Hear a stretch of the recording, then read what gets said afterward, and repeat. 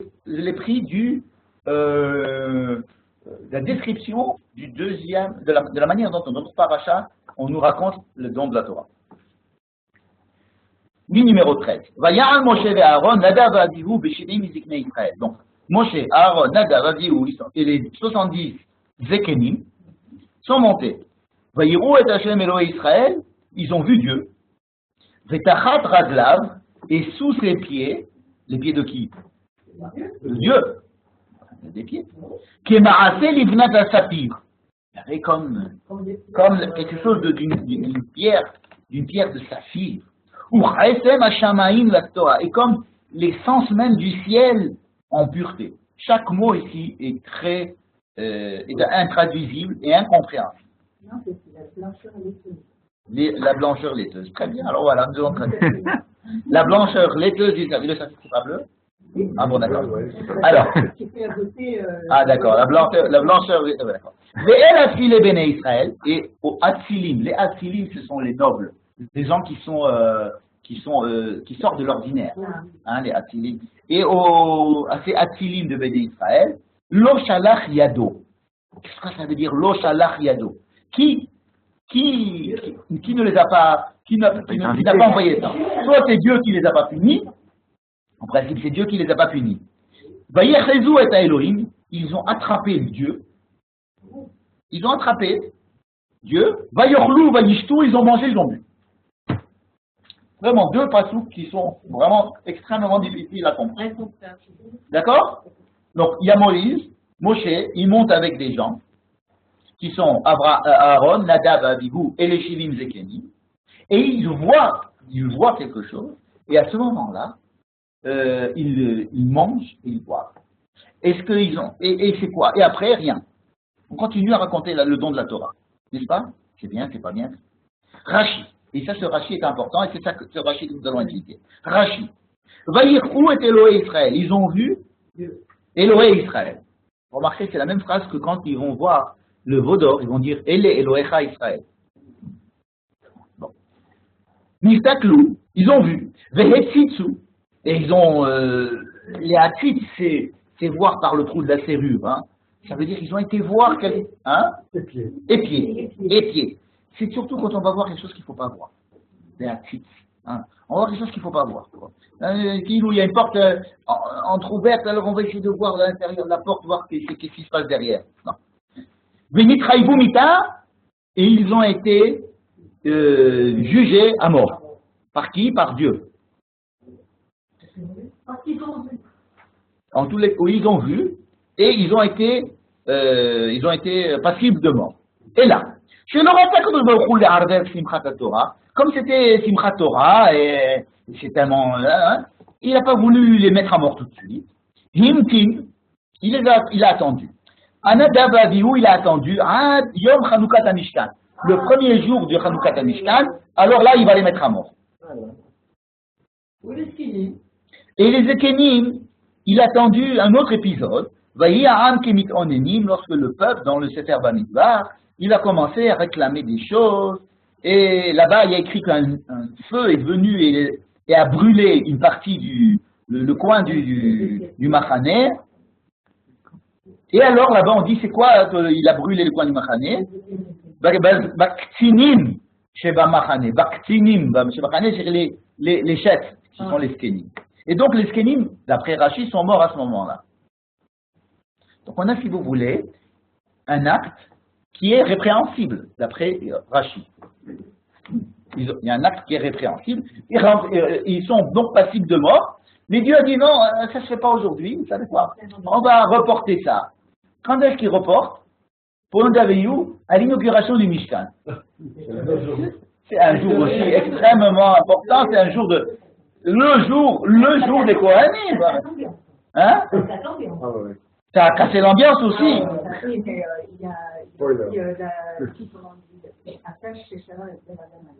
Alors, peut-être. Il attendait qu'il fasse une erreur.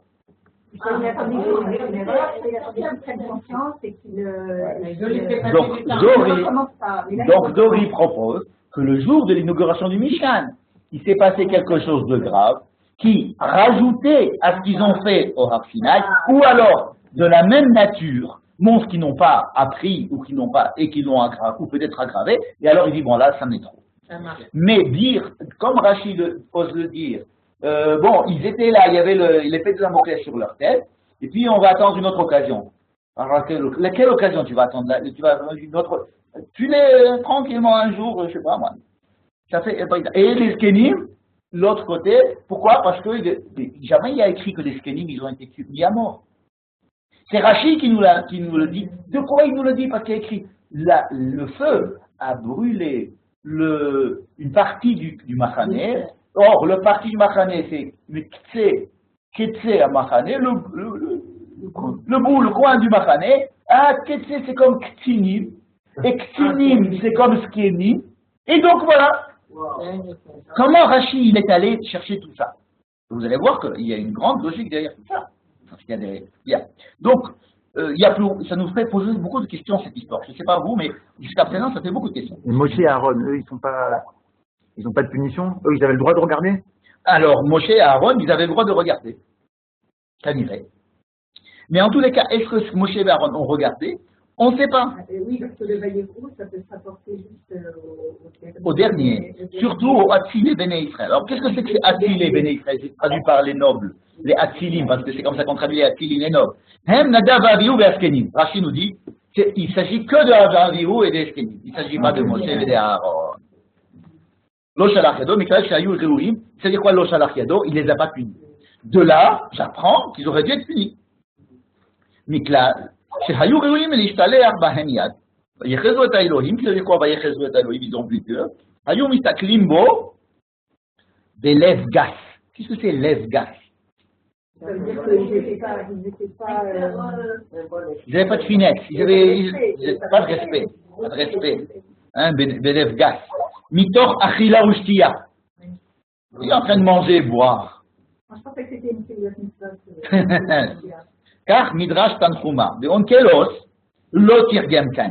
Rachid nous dit, et moi ce que je vous dis, c'est ce que je vous dis. Mais Onkelos, il ne pense pas pareil. Mais il ne dit pas ce qu'il dit Onkelos. Mais il nous dit, Onkelos, il ne dit pas pareil. Et il ne dit pas qu'Onkelos a tort. Pourquoi? Parce qu'effectivement, il y a deux possibilités de comprendre cette histoire. Soit ce qu'ils ont fait, c'était répréhensible, soit ce n'est pas répréhensible. Onkelos, je vous l'ai ramené en dessous. וצדיק משה ואהרון נדב ואביהו ושמעי מצווה ישראל, וחזו את יקר אל ההד ישראל, ותחות קורסי יקרה, ואובדן אהבת אבא, וכמחזה שמיה לברירות. Tout ça, c'est bon. ולרברבי בני ישראל, לא הווה נזקה, donc il n'y a pas eu de mal fait à ces enfants-là, וחזו את יקרתי, והבו חדן בקורבניהו, והתקבלו ברעבה, כאילו אכלים ושתים. Achilin Veshatan, entre parenthèses. Keilou Achilin Veshatin, il le rajoute. Ça veut dire ils n'ont pas du tout mangé. C'était leur korbanot. Ils ont fait des korbanot qui ont été acceptés par Dieu comme s'ils les avaient mangés. Bref, ils détournent le pshat du pastou Konkelos, alors que lui c'est le pshat d'habitude. Et il nous dit c'est très bien ce qu'ils ont fait. Non seulement c'est très bien ce qu'ils ont fait, mais leurs korbanot ont été acceptés à ce moment-là. Nadav, Avihu et les Ekenim, tout ce qu'ils ont fait, ça montre leur grandeur et c'est fantastique ce qu'ils ont fait. Alors, il n'y a pas la marloquette entre Onkelos et Rachid, c'est la marloquette entre tous les Mefarshim. Il y a deux groupes.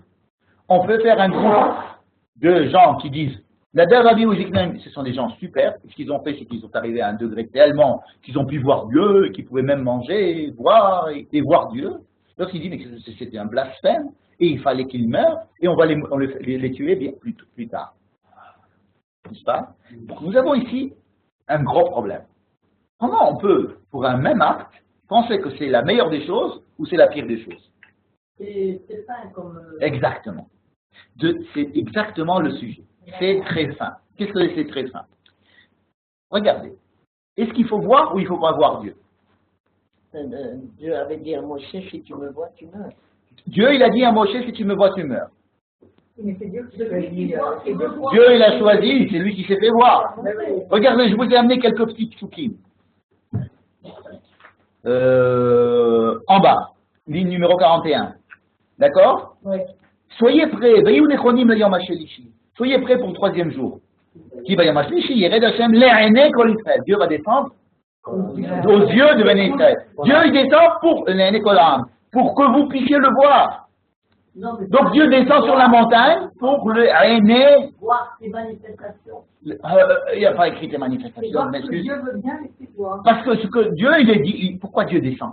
On a besoin de Matan Torah. Jusqu'à présent, ça allait très bien. Ouais. Dieu parlait à Moïse, Moïse parlait au peuple, et c'est fini. Si Dieu descend, c'est qu'il veut qu'on voit quelque chose. Les aînés en Israël.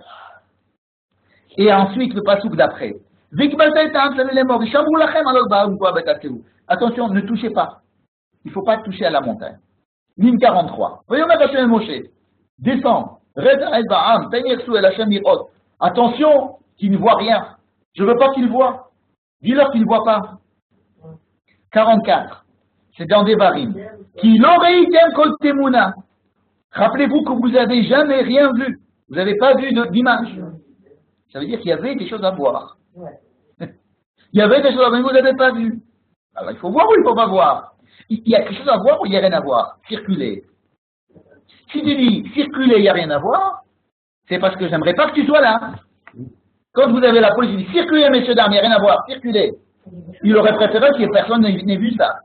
Mais là, c'est pas du tout ça. Ramène tout le peuple, venez, venez voir ce qui va se passer, je vais descendre, vous allez voir ce que vous allez voir.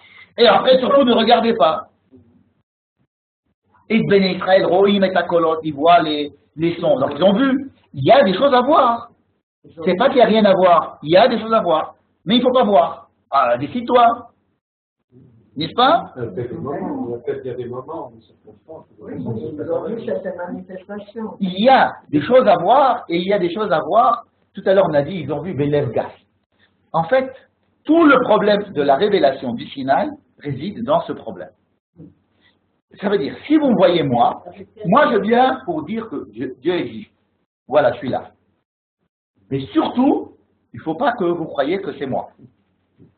Décide-toi. La révélation, c'est quoi? Je me révèle, regardez-moi, je suis là, comme ça vous n'aurez plus de doute, vous avez le contact avec le truc, mais surtout, faites comme si vous n'avez rien vu.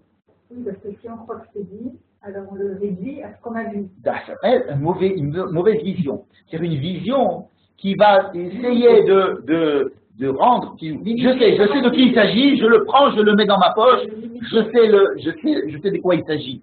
Et à partir du moment où je sais de quoi il s'agit, il n'y a plus de distance infinie vis-à-vis de quelque chose qui me dépasse. Mais d'un autre côté, je ne veux pas que tu restes comme ça à rien voir et à penser qu'il n'existe rien. Donc oui, il est là, oui, il faut voir, mais non, il ne faut pas voir. Il y a dans la vision à la fois une chose très importante et une chose très dangereuse. Vous comprenez? Ça dépend de plein de choses. Comme tu as dit tout à l'heure, c'est très fin. La limite est très fin. Et c'est pour ça le mot limite, c'est gvoul. Et tout le problème du Matan Torah, c'est ce mot gvoul. Vehigbalta et ta'am. Shlosha yeme hagbala. Pendant 3 jours, vous devez faire la hagbala. C'est quoi le gvoul? Eh bien, c'est très difficile. C'est un gvoul qui est imperceptible. Je suis là, je ne suis pas là. Tu sais, voilà, c'est comme on dit à quelqu'un, voilà, je t'ai dit, mais je t'ai rien dit. Hein. Je dois te le dire, mais tu fais comme si je t'avais rien dit. Hein, je te le dis, mais je le dis à personne, ou bien je t'ai rien dit. Pourquoi? Parce qu'il y a ici une révélation de Dieu, mais la révélation elle-même est dangereuse. Donc je dois en même temps voir et surtout ne pas voir. Et alors, si je vois, qu'est-ce qu'ils ont? Alors, s'il y a des choses à voir, on va les voir. Qu'est-ce qu'ils ont dit, les Skenim et Nadav, Avihu et tous ces gens qui vont monter? Ils vont dire, attendez, si on a été choisi par rapport au peuple pour monter, c'est parce qu'il faut voir. Donc on regarde. Donc ils ont vu. Donc les gens ils disent, bah, ils ont bien fait de voir. Ils disent, mais non, ils n'ont pas vu. Il ne faut pas voir. D'un bon œil. Si tu veux, un bon œil, une bonne vue. Une vue qui va tout de suite avoir la retenue de la vue, si vous voulez. Se retenir. C'est-à-dire, bon, c'est pas parce que je l'ai vu que ça y est, je vais maintenant dire ça y est, c'est dans ma poche, je sais de quoi il s'agit, je connais Dieu, Dieu c'est quelque chose qu'on peut voir. Non, il faut qu'il reste quand même ce qu'on appelle kadosh, en perpétuelle distanciation. N'est-ce pas? Ce qui fait que nous avons maintenant un acte, si vous voulez, un acte répréhensible pour certains, et qui n'est pas répréhensible pour d'autres. Mais même pour ceux qui pensent que c'est un acte répréhensible, la chose ne va pas être punie maintenant. Elle va être punie plus tard. N'est-ce pas? Je vais m'arrêter sur ce point. Je vais m'arrêter sur ce point et voir le petit tableau que je vous ai mis au milieu. Qu'est-ce que c'est que ce petit tableau? Ce petit tableau, c'est le Rav Moshe Wiener. C'est pas lui qui fait le tableau, c'est moi qui fais le tableau. Mais enfin, lui, il parle de Hirousin et de Kiddushin. Il nous dit, il y a les fiançailles et le mariage. Qu'est-ce qui se passe aux fiançailles? Aux fiançailles, il y a le zbeng, il y a le coup de foudre. Il y a le fait que, Et puis le mariage, c'est rentrer dans la routine. C'est le travail. Rentrer dans la routine, je sais pas. Par exemple, il parle d'une marloquette qu'il y a dans la Gemara. Et à propos, est-ce qu'on doit dire Ahavat Olam Ahaftanu ou bien Ahava Rabba Ahaftanu? Je sais pas. Il y a deux formules. Alors, je vous amène la Gemara. La ligne numéro 32. Amar Rav Yehuda Amar Shmuel. Ahava Rabba. Vechen, Urieleh Rabbi El-Azar, le Rabbi Pedat Bereh. Il dit, il faut dire Ahava Rabba. Tanya Nami Achi, En Omrim Ahavat Olam. Et là, Ahava Rabba. Il ne faut pas dire Ahavat Olam, il faut dire Ahava Rabba. Qu'est-ce que c'est Ahavat Olam et Ahava Rabba? Ahava Rabba, c'est un grand amour. On a passé la Saint-Valentin. C'est pas grave. Ahava Rabba, c'est un grand amour. Ahavat Olam, c'est l'amour toujours. L'amour qui dure. Si vous voulez, la Ahava Rabba, c'est un grand amour, tout feu, tout flamme. Et Ahavat Olam, c'est un amour qui dure. Il est beaucoup plus difficile. C'est comme les Hirousin et les Nisurim. Alors, qu'est-ce qu'on fait? On fait les deux. Il y en a qui le font le matin, le soir, le soir, et les Ashkenazes, c'est séparés. Bref, on s'arrange à faire les deux. Ahavat Olam, Ahavat Rabba. Quand est-ce qu'on dit Ahavat Olam et quand est-ce qu'on dit Ahava Rabba? On dit Ahava Rabba le matin et Ahavat Olam le soir. Pourquoi? Regardez. Abraham, Yitzhak et Yaakov. Vous voyez? Tiens, j'ai oublié le couple. Abraham, Yitzhak et Yaakov. Vous voyez dans la première colonne. On dit, par exemple, comment il s'appelle le Har Sinai lui-même. Le Har Sinai, Abraham l'appelle Har. El Har. Pourquoi? Parce que c'est waouh, c'est une montagne. S'il y avait Yehuda ici, j'aurais dit waouh pour le. Qu'est-ce qui a monté là-bas? Le Kilimanjaro. Waouh, le Har, n'est-ce pas? Parce qu'Abraham, c'était le découverte du Har. D'accord? Yitzhak a dit, il a appelé Sadeh. Sadeh, ça veut dire que c'est quand même accessible, on peut se balader, mais on ne peut toujours pas habiter. Yaakov l'a appelé Bait. On réside. Ça veut dire comme si Abraham avait fait le premier pas, le coup de foudre, Yitzhak avait mis les choses en place, et Yaakov, c'est la durée. C'est la durée. On met ça dans une maison. C'est les trois noms du Beth Amikdash. Donc, Abraham, pour lui, c'est Ahava Rabba. C'est l'amour fou. Pour Yaakov, c'est Ahavat Olam. Lui, il fait des enfants, il construit la maison, il construit la durée, n'est-ce pas? Donc, Abraham, il correspond, si vous voulez, au Hirousin, au coup de foudre du début, aux fiançailles. Et ensuite, Yaakov, c'est au Kiddushin, au mariage. Le mariage, parce qu'il faut fonder une famille, il faut que ça dure. Abraham, c'est celui qui a fait Shachrit. Et c'est pour ça qu'on va faire Ahavat Rabba. On va dire Ahava Rabba à Shachrit. Yaakov, c'est celui qui a fait Arvis. C'est pour ça qu'on va dire Ahavat Olam, n'est-ce pas? Donc, Abraham, c'est le Har Sinai. Yaakov, c'est le Baal, c'est le Mishkan. Et là, j'en viens à notre histoire de Nadav et Avihu, qui fautent au Har Sinai et qui sont punis au Mishkan. Et alors vous allez me dire, mais, comme vous m'avez dit tout à l'heure, tout à fait justement, tu ne voulais pas casser la joie de la fête dans la Torah, tu vas nous casser la joie du Mishkan. Les deux événements, le Mishkan et maintenant la Torah, sont comparés au Hirousin et au Kiddushin. Le don de la Torah, c'est le Zbeng, c'est le Waouh. Le Mishkan, c'est comment faire rentrer ce Waouh dans la durée. Le Beth Amikdash, si vous voulez, la Avoda, les mitzvot qui vont être autour du Mishkan et de la Avoda et des Korbanot, c'est pour essayer de nous redonner, de nous insuffler ce Waouh qu'on a eu au Har Sinai dans la durée. D'accord. Casser quelque chose au stade de Hirousin, c'est irrémédiable. Parce qu'on n'est pas encore, on n'a rien fixé. On est là, c'est le moment de casser si on doit casser. Donc, les Hirousin, si vous cassez quelque chose au moment où vous faites les présentations avec les parents, oui, c'est non, vous êtes Ashkenaz, non, ça va pas aller. Vous êtes de Meknes, il passe pas.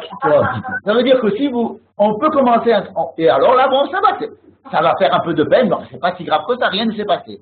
Donc, casser les Hirousines, si on fait tandis que si on est marié, et qu'après il y a un problème, on est marié, ça va, on va essayer de résoudre le problème. Le fait que Dieu n'ait pas tapé à Nadav Avihu, à Matan Torah, c'est pour ne pas casser les Hirousines, parce que tout aurait été cassé. En fait, cette peur, ce n'est pas parce qu'on ne voulait pas gâcher la joie, qu'on va la gâcher de toutes les façons au Mishkan. Mais en fait, quand on va la gâcher au Mishkan, tout ne sera pas perdu. On a déjà le Mishkan, on a le Baït, il y a le père qui reste, il y a les autres frères qui vont rester. On va continuer le mariage, ça ne va pas être annulé. N'est-ce pas? Donc il y a, si vous voulez, ces deux temps, qui est le Har Sinai, qui est un endroit où Dieu va dire, vous avez peut-être un peu dépassé les limites que je vous ai données là. Bon, écoutez, je tiens quand même à on va continuer, parce que si je relève la faute, c'est trop grave. On casse tout.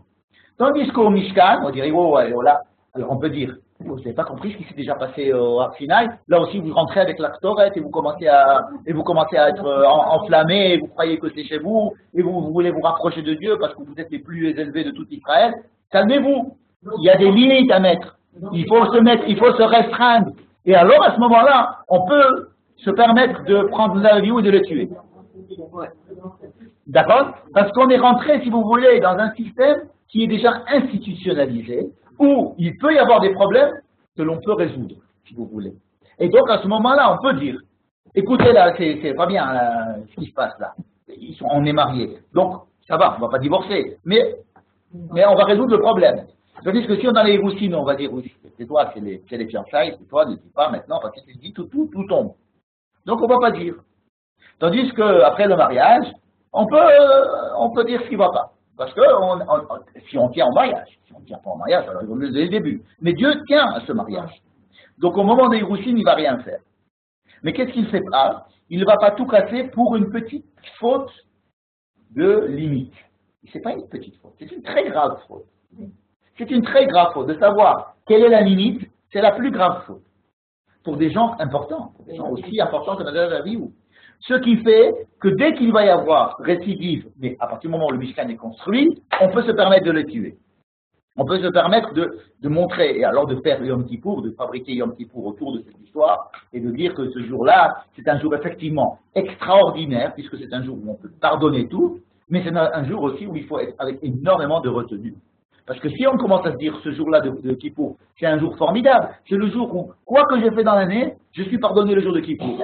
Alors on va commencer à croire qu'on est les fils à papa et qu'on peut se permettre tout. Non, vous devez jeûner, vous ne mangez pas, vous devez prier, vous devez être là. Parce qu'il faut une retenue dans ce jour un peu extraordinaire, n'est-ce pas? Donc, ça c'est pour les Nadav Avihu. Et pour les Ékénis, il se passe quelque chose d'un petit peu différent. On ne va pas rentrer parce que je sais que ça va vous fatiguer si je rentre dans les Ékénis. Comment est-ce que le déduit l'histoire de la Tavaïra? Mais là-bas aussi, il était question de manger et de boire. C'est que les enfants d'Israël voulaient manger et voulaient boire. Et là-bas, il est écrit juste après cette histoire, Dieu dit, et puis alors il n'en peut plus, Moïse. Mon chéri dit, j'en ai marre de ces gens-là, ils veulent manger, je ne peux plus supporter ces gens-là. Il dit, tu sais quoi, ramène-moi 70 personnes, les plus intelligents, enfin les plus sages, et je vais les ha'atzil, ça veut dire je vais prendre de la doucha et le mettre sur eux. Et là-bas, Rachid dit maintenant, mais les Ékénim, ils existent. On a déjà 70 Ékénim. Comment Pitom, maintenant, Dieu il décide de faire 70 Ékénim? Quand ils étaient chez Pharaon, il y avait des Ékénim. Quand ils sont sortis dans le monde, il y avait chez nous des Ékénim, ils existaient. Donc il est obligé de dire qu'ils sont morts. Et qu'on a besoin de d'autres Ékénim. Vous comprenez? Pourquoi Rachid là-bas est obligé? Parce qu'il est obligé, il dit, trouve-moi 70 Ékénim. Il dit, mais attends, où ils sont passés les autres Ékénim? Ils sont morts justement à cause de ça. Il fallait remplacer le 7 de 70 Ékénim par un nouveau 7. Il faut un nouveau Ékénim. Donc le peuple est resté pendant combien de temps? Rien. Dès qu'ils sont morts, ceux-là, ils ont choisi des nouveaux Ékénim. Juste dans le même paracha. Et sur quoi ils sont morts, les Ékénim?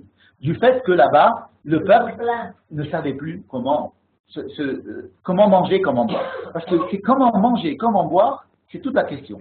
C'est pas simplement comment voir, quoi ne pas voir, comment voir sans dépasser les limites de la vision, Comment ne pas manger quelqu'un par la vue? Et qu'est-ce que c'est que se nourrir? Comment manger, comment boire? Les Ékélim, ils voulaient quelque chose de formidable. Ils voulaient prendre Dieu et le remettre dans la terre, dans un système, descendre, je veux dire. On peut trouver Dieu en mangeant et en buvant. C'est formidable ce qu'ils ont voulu faire les Ékélim. C'est pas qu'ils ont dit, bon, maintenant on a vu Dieu, alors maintenant on peut se permettre de manger, de faire un échoui.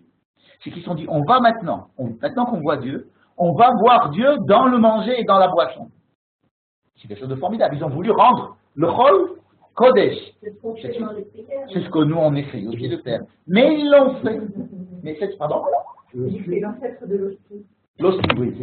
C'est mon ceci et mon corps, c'est mon sang. Non, ça veut dire comment faire rentrer ce qui est Kadosh dans un monde Chol, par exemple manger. C'est ce qu'on fait quand on fait une bracha avant, on fait une bracha après, etc. On dit que là où on mange, c'est le shulchan, c'est le mizbeach, etc. Oui, il y a une manière de manger qui est d'élever le manger et de trouver la kedusha dans les choses du chol. Mais il y a aussi une manière de mal manger. Une manière de manger pour manger. It avu ta'ava. J'avais envie de manger, j'avais envie d'avoir envie. Comment il disait Lévinas, la tentation de la tentation. Avu ta'ava. C'est-à-dire qu'il y a une manière de faire qui n'est pas mort. C'est encore très fin, comment manger. Ben Sorer Omoré aussi, c'est très fin. À quel moment le Ben Sorer Omoré on doit le tuer, ou bien il est Ben Sorer Omoré ou pas, parce qu'il a mangé un petit peu trop de viande, il a bu un petit peu trop de vin. C'est très fin ces histoires-là. Ce sont des histoires très très très fines. Et donc c'est quand quelque chose de similaire va se passer, et qu'ils vont encore être responsables de ça, que la chose va se passer. Et là on a compris un petit peu cette histoire des Ékélim. D'accord? On a encore quelques minutes ou bien on vous fatigué? Oui, non. Encore, alors une petite chose. Une toute petite chose, à la ligne numéro 75. Ouais, il faut tourner la page. C'est dur. D'accord? Vous remarquerez que Moïse, quand il est monté au ciel, il n'a pas mangé la pomme. Pourquoi on nous dit ça? Ça veut dire que Moshe savait comment manger, voilà, par opposition, exactement. Pour dire que lui, il n'a pas mangé la pomme. Tout à l'heure, Johan me demandait, et Moshe, voilà, Moshe, il n'a pas mangé la pomme. Si on me dit ça, on ne va pas dire d'autres choses, on va pas dire il a dormi, il n'a pas dormi, il a mis son pyjama, on nous dit il n'a pas mangé la pomme. Parce que les autres, ils ont mangé, ils ont bu. Ça veut dire qu'il y a, la limite est très importante, et il faut arriver à un certain niveau pour savoir manger. Il faut savoir à un niveau pour savoir voir, et ne pas tout voir. Il vaut mieux cacher si on ne sait pas voir. Voilà. Bon, maintenant, on va la ligne numéro 75. C'est une idée extrêmement importante. C'est une idée, on ne va pas étudier ce texte, mais l'idée est la suivante. C'est de dire que toute la paracha de Mishpatim, c'est le détail des 10 commandements. Ça veut dire que dès que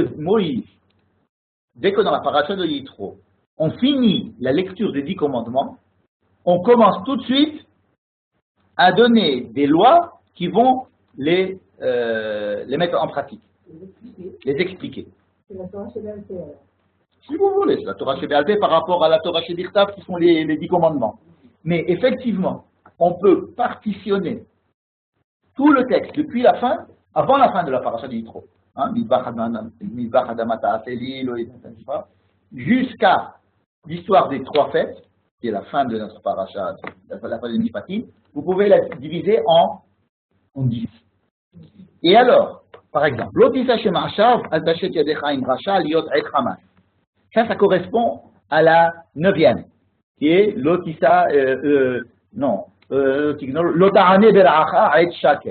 qui est ne fait pas de faux témoignages. Alors là, on donne des détails. Ne te mets pas en collaboration avec un mécréant pour être avec lui un mauvais témoin. Si tu es témoin et que tu vois que tout le monde a témoigné dans un truc, tu dis bon, je vais être avec la majorité, je vais aller témoigner avec eux. Si c'est pour le mal, non, ne fais pas ça. Il ne faut pas aller vers la majorité, tu dois dire ce que tu dois dire. N'est-ce pas? Vedal, l'hôtel d'Arberivo, il s'adresse au juge en disant attention, c'est pas parce qu'il est pauvre que tu vas dire alors lui il a raison. C'est tous les problèmes et donc ça correspond bien avec la catégorie de ne pas faire de faux témoignages. Et alors, à partir du moment où on va commencer le Pasuk Yud, c'est-à-dire la ligne 79, c'est l'Otahmod. Et ça c'est une étude à part, extrêmement intéressante. Toutes ces mitzvot-là, c'est l'otachmod. Vous allez me dire, mais quel rapport avec l'otachmod? Il s'agit de quoi? De la Shemitah, du Shabbat et des fêtes. Oui. Oui. Même l'otachmod dans Shabbat. Regardez, on va prendre Shabbat. D'accord? Venez, on prend Shabbat. 81. 81. Vous voyez, la ligne 81. 6 jours tu travailles, le 7e jour tu dois arrêter de travailler. Les Ma'an, il y a Noah, afin que se reposera Shorcha, ton bœuf, Chamorcha, ton âne, Veinapesh ben Amatecha ve'ager, et le fils de ta servante et l'étranger. Il manque quelque chose. Toi? Dans les 10 commandements, il y avait la même chose, mais il y avait écrit Chamorcha. Toi aussi, c'est le cas. Ici, c'est pas, je te demande pas de faire Shabbat pour que tu te reposes. Je te demande de faire Shabbat, ici, pour que les autres se reposent. C'est bizarre. Oui. Hein? Alors, où est le Tarmod? Qu'est-ce que c'est que l'Otarmod? L'Otarmod, c'est l'égoïsme. C'est je suis là, moi, et je veux, par exemple, lui, il a de l'argent, je veux le même argent, je veux son argent, je veux pas dire, monsieur Père, il a de l'argent, je suis très content qu'il ait de l'argent. Il a une belle maison, ah, c'est génial, je suis content pour lui. D'accord? Ou non, je vois tout en fonction de moi. Ici, les lois sont redites, pas en fonction de toi du tout. Tu sais pourquoi tu fais Shabbat? Je crois que c'est pour te reposer? Non, pour que les autres se reposent. Qu'il je te prends toutes les autres mitzvot, toutes les mitzvot qui ont l'air tout à fait simples, je te dis non, c'est pas pour toi. Fais-le aussi pour les autres. Dans le sens où tu dois travailler ton rapport avec l'autre. Parce que ce que c'est que le Tarmod? C'est l'égoïsme de la personne qui fait les choses pour son bien personnel. Tant que tu ne m'as pas dit à quoi ça me sert, je ne le ferai pas. Donne-moi des raisons qui vont m'aider, moi, à trouver de l'intérêt dans la chose. Alors que l'Otarmod, c'est tu dois voir l'intérêt que l'autre a. Et te réjouir de l'intérêt que l'autre a dans cette action. Le souci de l'autre. Souci de l'autre. Et pas ton souci à toi. N'est-ce pas? Et donc, toutes les lois qu'on connaît déjà, Shabbat, pourquoi tu me dis Shabbat ici? Non, c'est parce que je te donne sous l'angle de l'Otarmod. C'est comme ça les autres aussi. Vous comprenez? Dans les autres, on donne des lois qui n'ont rien à voir, mais si, il faut les voir sous l'angle de. Qu'est-ce que ça veut dire? Sous l'angle de, ça veut dire que quand je dis par exemple, Kavel et Tabicha Imecha, respecte ton père et ta mère, on va faire comme si c'était ça le sujet. Et alors maintenant, une femme qui doit se marier, bien qui a été prise par quelqu'un, qui a été séduite, c'est au père qui l'a à faire. Donc la fille aussi, quand elle va aller avec un copain, c'est à son père qu'elle va penser. Qu'est-ce que mon père va me permettre d'aller avec ce type? Ou alors est-ce qu'on doit se marier? Si on ne se marie pas, est-ce que je vais retourner chez lui? Eh bien, il y a les lois comme ça. C'est qu'on se fait tout en fonction du rapport enfant vis-à-vis des parents. Et là, alors on dit que si quelqu'un il va séduire une jeune fille et qu'il va coucher avec elle, alors qu'est-ce qui va se passer avec le père? Il doit rendre des comptes au père.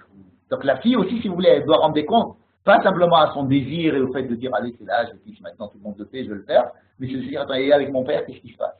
Avec le rapport avec mon père, c'est-à-dire, est-ce qu'on va se marier, on ne va pas se marier? Quel est le rapport? Vous comprenez? Donc, le titre de toutes ces lois-là, c'est les 10 commandements. C'est l'idée que je voulais vous transmettre, qui est une idée extrêmement importante, mais elle demande beaucoup d'études et d'approfondissement. Tout le monde dans les 10 commandements, même les deux premiers de la Emouna et tout ça? Et oui, bien sûr, Anouchi Hachem, etc. Mais ça, c'est déjà dans l'Yitro. Notre paracha, elle commence par le Shabbat. Par Shesh Shanim Yeravod ou Basheveri et Terachok Shechina. C'est les Eved Ribri, ça veut dire l'esclave juif, qui peut travailler que 6 ans et la 7e doit sortir. Et bien, ça correspond au Shabbat. 6 jours de travail. Donc c'est de là, c'est le Shabbat qui est l'entête, si vous voulez, on voit tout maintenant sous l'angle du 6 jours, et alors on commence avec le Eved Ribri. Et comme ça, on peut partager, si vous voulez, jusqu'à l'Otarmod. Et toute cette série de mitzvot que je vous ai mis ici, elles sont de l'Otarmod. C'est pas bien. Bon, on peut s'arrêter là si vous voulez. Ça fait encore un tout petit pour la route. Tout petit pour la route. Amal'ach ha'ema be'atira. Alors ça, il faut lire le texte. Alors c'est la ligne numéro 91. 91. Juste avant de nous décrire, si vous voulez, encore une fois, le don de la Torah, je vais vous dire quand même les conclusions, parce qu'il reste plus que 5 minutes. Quelle est la différence fondamentale qu'il y a entre la description du don de la Torah dans Yitro et la description de la Torah qu'il y a dans Mishpatim? Vous n'avez pas le texte. D'accord. Faites-moi confiance. Dans Yitro, l'essentiel, c'est Dieu qui parle au peuple directement et le peuple qui entend Dieu, qui voit pas, qui entend, Il y a quelque chose de, comme tout à l'heure je disais, waouh. La description du don de la Torah dans notre paracha est totalement différente. On ne nous parle pas de son et lumière. On nous dit, monte, je vais t'écrire, on va t'écrire, et monte avec les gens, vous allez écrire et vous allez leur dire, il va y avoir des corbanotes. Il y a une participation beaucoup plus matérielle, beaucoup plus... Qu'est-ce que la différence entre écouter la parole de Dieu et aller après étudier la Torah? C'est lorsque, voilà, c'est le mariage. C'est lorsque j'ai fait le wow dans le Har Sinai, c'était que là, le peuple d'Israël c'est un peuple formidable, et Dieu il est formidable, et le Har Sinai c'est formidable, et tout est formidable. Maintenant, après, on redescend sur terre, et on voit les problèmes. Et alors même la Torah, il faut maintenant, ça va être écrit, c'est plus maintenant la parole qu'on entend, c'est écrit, c'est pas évident, il faut d'autres personnes qui vont me l'expliquer, il va falloir des intermédiaires, il va falloir des choses qui vont me mettre en place, il faut mettre en place la manière de faire cette grande mofa, cette grande spectacle, en quelque chose qui va durer. Comme à peu près ce que je disais tout à l'heure à propos du Mishkan. Ici, c'est Elé à Mishpatim. Ouais, je t'ai dit des trucs bombastiques comme ça, je te les mets maintenant en détail. Donc, c'est traduit en Mishpatim. Et la Torah est traduite en quelque chose qui est écrit.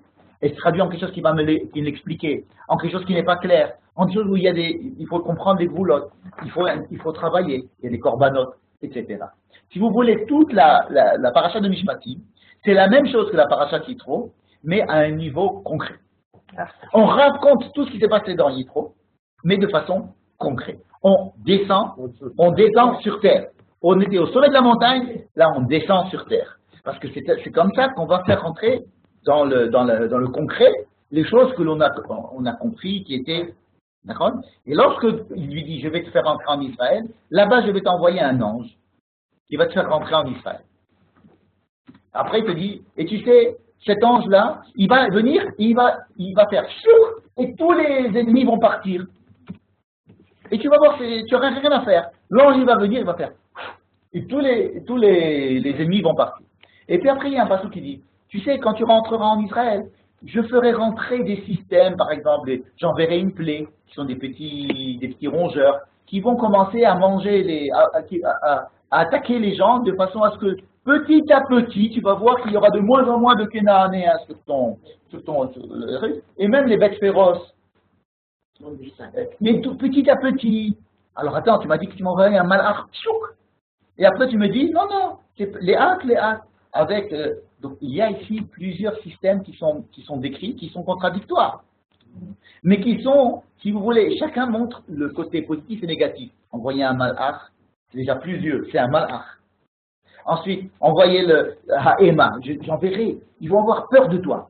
Ça va être comme à la guerre des 6 jours. Ils vont dire, les Juifs, ils sont partout et ils peuvent nous détruire de tous les côtés. Et donc, ils vont fuir. Ou bien, tu sais quoi, rien que la tira. La tira, ça veut dire, je vais faire des maladies, je vais envoyer des petites sauterelles ou bien des mouches qui vont tuer les gens petit à petit, tu vas voir. Alors, Dieu, il est de moins en moins présent. Soit c'est Dieu, soit c'est un malach, soit c'est la peur, soit c'est une épidémie. C'est-à-dire qu'il y a ici une graduation qui est très intéressante à étudier parce que, est-ce qu'on va du meilleur au pire ou du pire vers le meilleur? Est-ce que le mieux, ça serait que Dieu fasse et qu'on ait tout? Ou est-ce que ça serait que nous, on fasse les choses et qu'on découvre que Dieu est derrière? Vous voyez? C'est exactement de ça qu'il s'agit. Ça veut dire, est-ce que dans Mishpatim, je vais découvrir derrière ça que en fait, ça vient de Dieu? Mais je vais tellement être pris par les détails que je ne vais plus savoir que Dieu était derrière. Dans Yitro, on m'a dit, Dieu est derrière tout. Regarde le boss. Une fois que tu as vu le boss, fais semblant qu'il n'y a plus de boss. Et rentre maintenant dans le détail, dans la vie de tous les jours. Oui, mais quand tu es dans la vie de tous les jours, tu vas oublier qu'il y avait un boss. Alors n'oublie pas qu'il y avait un boss. Et donc tout le problème de la Torah, c'est regarde Dieu, et surtout ne le regarde pas. Je veux que tu sois adulte. Donc, fais semblant que les parents sont pas là. Tu sais quoi? Travaille. Les parents, ils sont pas riches. Tu dois travailler, tu dois faire tout. Mais bon, sache que si tu as un problème, je suis là quand même. Je vais t'aider. Alors, tu veux qu'il soit adulte. Tu veux que le peuple soit adulte, ça veut dire qu'il fasse comme si Dieu n'était pas là. Tu veux quand même savoir que Dieu est là. Et c'est ça toute la problématique entre Yitro et Mishpatim. C'est est-ce qu'il doit nous envoyer des miracles, parce qu'on n'est pas assez mûr pour tout seul, ou est-ce qu'on peut, sans miracle, le découvrir à travers les choses naturelles. D'accord? C'est exactement le passage du haut de la montagne en bas de la montagne. Donc vous voyez que tout ce sujet parle en fait de la même chose. Voilà, passez une bonne semaine. Exactement. Merci.